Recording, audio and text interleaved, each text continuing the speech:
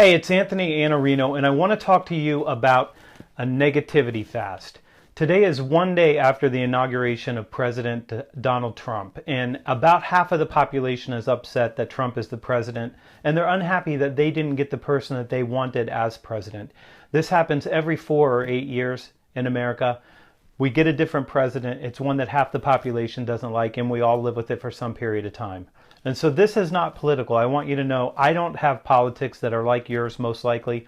I'm a bleeding heart libertarian, so I've lost every election cycle in my entire adult life, and I'm okay with that. But I went to school for political science, and in college it was a political environment, and I got wrapped up in the news cycle, and I got wrapped up in politics, and I got wrapped up in arguing about politics with friends and family and strangers and students and professors and anyone who would argue. And then I went to law school, and if you think college can be a political environment, wait till you get to law school. Law school was all politics all the time, and I was always in an argument because I had a certain view that wasn't like anybody else's, which was useful for argumentation's sake when you're in a classroom setting.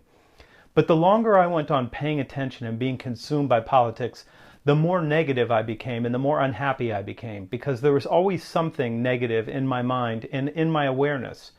And what I decided to do about 10 years ago was to go on a negativity fast. So what I did was I said, I'm going to turn off all news. I'm going to not read the paper. I'm going to not watch news. I'm not going to listen to AM radio. I'm not going to listen to any news reports except for what's outside that I just pick up by being aware of other people's conversations. I'm not going to take any of it in. I'm not going to read magazines, and instead I'm going to do something else. And the way I was thinking about this at the time, and this might be useful for you, I was thinking of my mindset like a glass of water.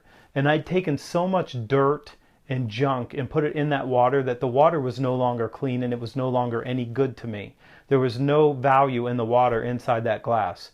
So what I wanted to do was dump the glass out and start filling it up with something different. I liked this so much I went from 30 days to 60 days, and the 60 days transformed my life. But what I realized was I couldn't leave the glass empty. At the same time I was trying to get all of the bad thinking and the negativity out of my mind, I had to put in positivity. So I started with this book here, and I'd read it before, but I reread it again, 7 Habits of Highly Effective People. If you want a guide to being a better version of you, this is the guidebook to do that. And then I moved on to Covey's second book, First Things First, which is really about time management and being productive and what I would call me management. A great book, another book worth your time. So instead of taking in negativity, I'm taking in things that are going to make me better and more positive. From there, I went to Think and Grow Rich. And if you want to hustle, and if you want to do your own thing, and if you want to be more successful, this is a great book to start with. And you can follow it up with this little tiny book that's so powerful. It's shockingly powerful. It's James Allen, As a Man Thinketh. I mean, I don't even know how many small pages this is. You can see there's highlights in there. It's like 70 tiny pages. You can read this in about a half hour, and you can reread it and go back over your highlights because it's going to help you think better and more positive. This book, The Little Prince, by a French Air Force pilot, and just a brilliant classic, absolutely worth reading. And then I'm going to give you one that I picked up that is probably one of my favorite books of all time, The Four Agreements by Don Miguel Ruiz. These books, I just started to pour this information into my mind. In addition to that, if I had my cell phone with me, I would show it to you. I listened to Anthony Robbins. I listened to everything that I could get on audio from Robbins. I listened to everything I could get from Les Brown. I listened to everything I could get from Brian Tracy.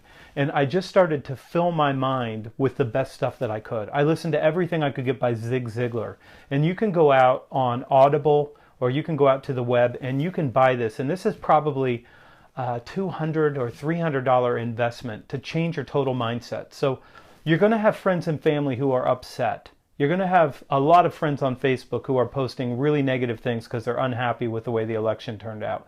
And it's easy to get consumed by that, and it's easy to think that it's going to make a difference in your life.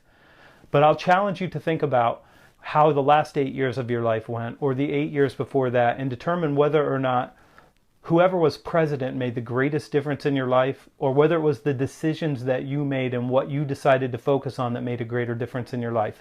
If you're honest with yourself, and if you do the work, you're going to come to the conclusion that Whoever the president is doesn't matter nearly as much in your life as what you do and the decisions that you make, and whether or not you decide to have a positive, optimistic, future-oriented outlook, or whether you decide to be negative and consumed with things that you have no control over.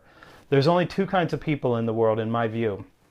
One thinks that everything in their life is internal. They're responsible for everything. Everything is their fault, and they're empowered to do something about it, and they end up being wildly successful. And other people think that everything that is happening in their life is external, and it's the president, it's the Congress, it's the Russians, it's my boss, it's the economy, it's my customers, it's my competitors, and they tend to have a much tougher road to hoe. I'm Anthony Iannarino. I hope you will take my challenge and go 30 days with no news. Go 30 days with unfollowing the people on Facebook who are totally negative. Get them out of your view. And instead, start pouring in something good.